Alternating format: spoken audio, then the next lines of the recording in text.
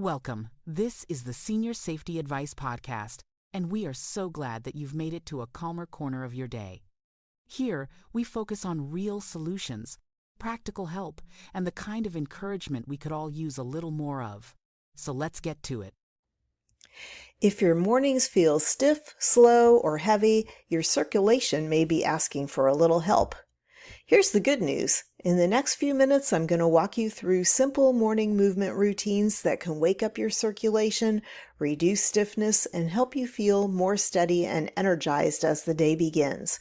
And if we haven't met before, I'm Robin Schultz. I'm a senior home safety specialist, and I've spent years helping older adults stay safe and mobile and confident in the homes they love.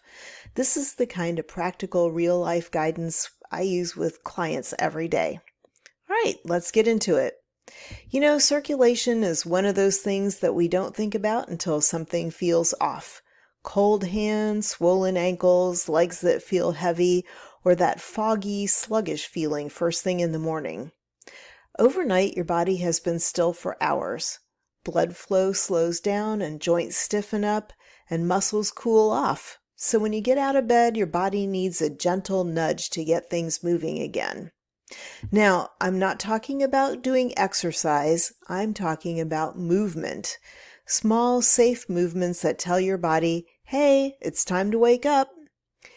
Let's start with something you can do before you even stand up. When you're sitting on the edge of the bed or in a sturdy chair, place both feet flat on the floor. Slowly lift your toes up and then lower them down, and then lift your heels and then lower them down, just like a rocking motion. This simple ankle pump helps push blood back up from your feet and lower legs. That's especially important if you deal with swelling, diabetes, or circulation issues in your legs. Try 10 to 15 slow repetitions. Don't rush, breathe naturally. Now, while you're still seated, let's add in some knee movement. Straighten one leg out in front of you, then gently bend it back down. Switch legs. This helps blood flow through the thighs and knees, and it warms up the muscles you need for standing and walking. Again, you want to be slow and controlled, and you want to move about 5 to 10 times on each side. That's plenty. Now let's talk about your upper body because circulation matters there too. So sit up tall, roll your shoulders slowly toward your ears, then back, then down, like you're making a circle with them.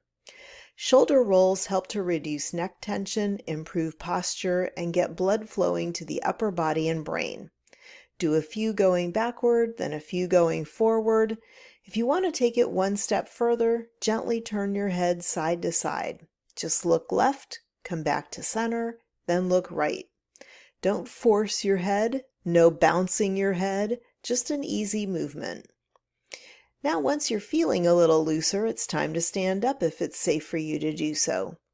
Always use a stable surface to hold on to, a chair with arms, a countertop, or a grab bar if you have one. Once you're standing, pause for a moment. This is important. It gives your body some time to adjust. Some people feel lightheaded if they stand up too quickly, especially in the morning. All right, let's do a simple weight shift. Stand with your feet hip width apart. Slowly shift your weight onto one foot, then back to center. Then shift to the other foot. This wakes up the muscles in your hips and legs and helps improve balance and circulation at the same time. You might even notice your feet feeling warmer, and that's because blood flow is improving. Next, try a gentle march in place. Lift one knee just a little, then lower it, and switch sides. You do not need to lift your knee high. This isn't about building strength. It's about rhythm and flow. If balance is a concern, hold on to a counter, a chair, a cane, your walker. Safety always comes first. Now, let me say something really important. You do not need to do all of these movements every morning. Even 2 or 3 minutes of intentional movement can make a difference. Consistency matters more than intensity. I've seen people who started with just ankle pumps and shoulder rolls. After a few weeks, they noticed less swelling, less stiffness, and more confidence when walking. And that confidence matters. because when you feel more stable and energized, you're less likely to rush, lose your balance, or take unsafe shortcuts. That's how movement ties directly into safety. Now, a quick word for caregivers who might be listening. Morning is often the hardest time of day. People have, as I said, stiff joints. There's slower thinking, increased fall risk. Guiding a loved one through a short, predictable morning movement routine can set the tone for the entire day. You're not pushing, you're just inviting the body to wake up. And that's a gift. Before we wrap up, here's one simple tip I love. Pair your movement with something you already do. Do ankle pumps while brushing your teeth. Do shoulder rolls while you're waiting for the coffee to brew. March in place while waiting for the microwave. That's how habits stick. So to sum it up, morning movement helps boost circulation. It reduces stiffness, it improves balance and confidence, and it supports safer movement throughout the day. And it doesn't have to be hard. So thanks for joining me today. Please share this episode with someone you care about who could use the information to make their life safer. You'll find more resources for seniors and caregivers on our website at seniorsafetyadvice.com. And if you're searching for an Aging in Place specialist, please visit our sister website at aginginplacedirectory.com. Also, if you haven't subscribed to our YouTube channel or to this podcast yet, go ahead and do that right now. And then come back tomorrow for another daily moment of guidance and encouragement right here on the Senior Safety Advice Podcast. Until next time, thanks for listening. Take care. Bye.